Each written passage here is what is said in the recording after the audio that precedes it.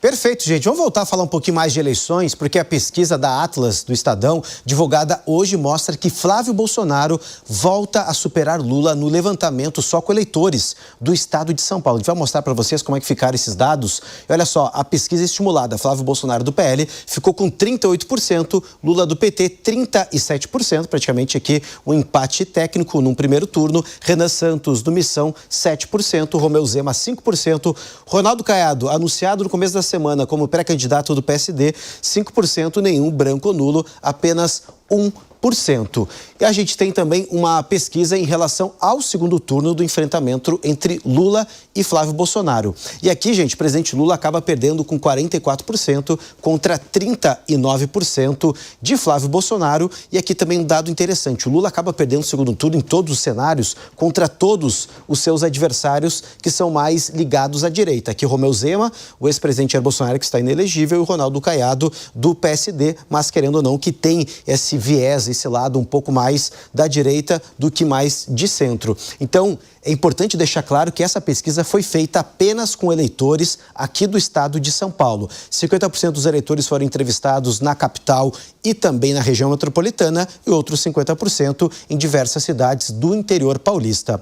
O Alan Gani, eu quero analisar com você, e é claro, essa divisão envolvendo o estado de São Paulo é muito clara e histórica, tradicional. A capital e região metropolitana, ela tem uma tendência, né, um pouco mais de centro, centro-esquerda. Já todo o interior, tradicionalmente, é um eleitor um pouco mais conservador, que caminha mais com a direita, e isso ficou muito claro nesses números. O próprio Flávio Bolsonaro com o Lula no primeiro turno, um empate técnico, uma diferença de 1%, mas quando a gente chega aqui em qualquer adversário mais ligado à direita, tem uma vantagem em relação ao presidente Lula. Ou seja, o interior do estado de São Paulo pode ser decisivo nessa eleição também? Pode sim, razão pela qual também o PT nunca ganhou, né? O estado de São Paulo é o sonho do PT, mas a verdade é que há uma identificação muito grande do estado de São Paulo com a direita, dado a defesa, né, de valores conservadores e também a pujança econômica que é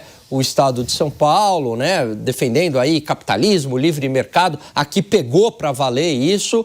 Então, evidentemente que não votam em candidatos do PT, quer dizer, majoritariamente votam em candidatos identificados com a direita. E aí o Flávio Bolsonaro, claro que leva vantagem aqui no estado de São Paulo e vive um bom momento, apesar da crítica que eu fiz em relação ao escorregão que ele deu no CEPAC. Ele faz uma campanha muito boa, tem batido na hora certa no presidente, no governo, e a conjuntura também está favorável para ele, porque veja, Cássius, a inflação devido à guerra do Oriente Médio, ela mesmo que o Brasil não tenha culpa, ela é acreditada ao governo federal, vai vir inflação, é culpa do governo.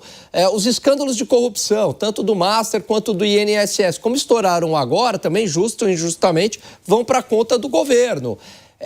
Crise de segurança pública, aí o governo tem responsabilidade. Então, crise de segurança pública, essa percepção de que piorou muito a criminalidade, vai para a conta do governo federal. Então, vive um ótimo momento o Flávio Bolsonaro, seja circunstancial e pela campanha bem feita que ele tem fazendo, mais pela composição, mais pela articulação, mais moderado em relação ao pai dele.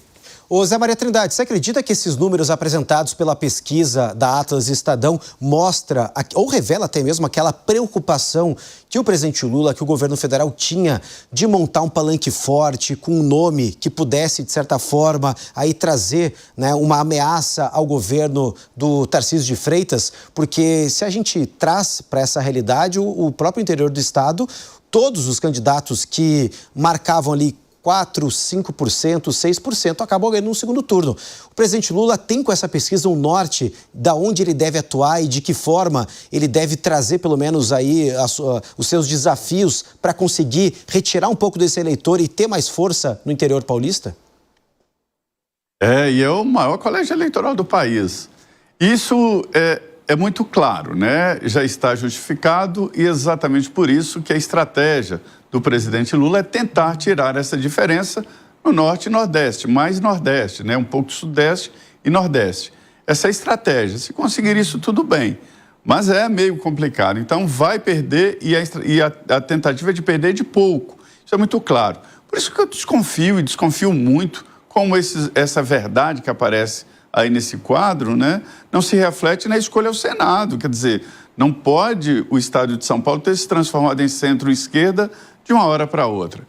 Eu sempre conversava aqui, Cássio, com deputados de São Paulo sobre a situação política do Estado. Isso sempre, há décadas atrás, a gente já vem conversando sobre isso. Como um Estado como São Paulo, né, que é a locomotiva do Brasil, o Estado produtor, o Parque Industrial Brasileiro, né, não tinha uma direita, nunca teve uma direita forte, líderes de direita, né?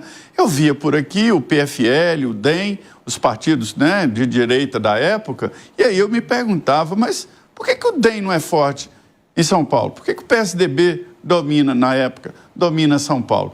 E a resposta era a seguinte: São Paulo foi dominada por Paulo Maluf, que era a direita, né? A direita de São Paulo era malufista.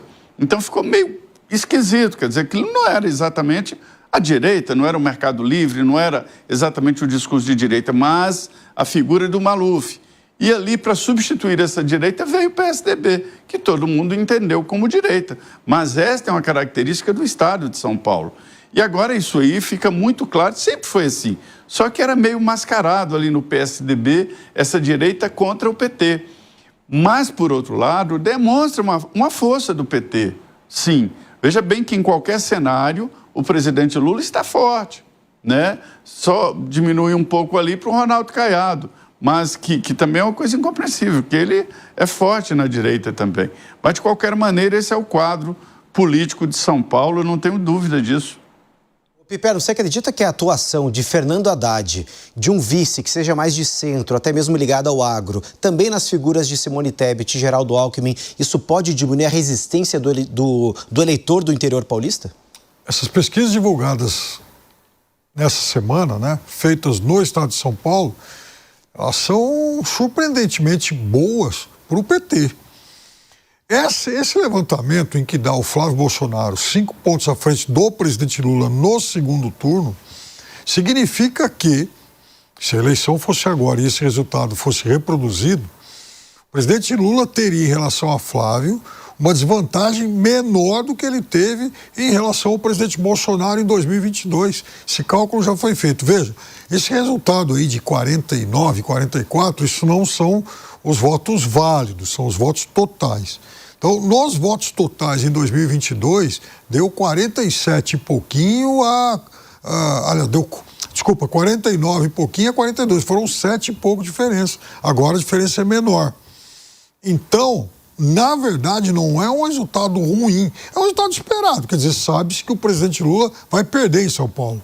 Agora, ninguém sabe, ninguém consegue adivinhar de qual vai ser o tamanho, né, dessa derrota. Se for uma derrota até o nível que foi em 2022, segue o jogo para ele. Se for uma derrota pior, mais acachapante, aí é preocupante. Agora, se ele encurtar a diferença, a vantagem é dele. E aí, o Zé chama atenção para a questão do Senado, é que no Senado, Zé, há um outro componente aqui em São Paulo. Nesse ano, pelo menos, nessas simulações, o número de postulantes da direita que pontuam é maior, o que significa também mais divisão de votos. O eleitorado da esquerda, ou de centro para a esquerda, por enquanto ele tem como opções apenas a Simone Tebet e a Marina Silva. Então não o divide. É possível chegar lá e votar nas duas, porque esse ano a eleição vai ser para eleger 2. Agora, no campo da direita, por exemplo, aí tem o Derrite, Coronel Melo, o Salles. Então, é muita gente. Tem mais algum que eu acabei esquecendo aí. Então, é por isso até que, curiosamente, não seja um resultado que bata conforme é o resultado, por exemplo, da eleição para o governo. Não, vai entrar mais um, né? Porque ainda não está definido se vai ser aí o Melo Araújo, ou até mesmo pode ser um outro nome que a própria direita vai apoiar para o Senado. Então, lá o campo está bem aberto e o Piperno falou muito bem esse detalhe. E, é claro, essa discussão, essa briga, tanto da esquerda para a direita, para conseguir o maior número de cadeiras no Senado, que será fundamental no próximo governo.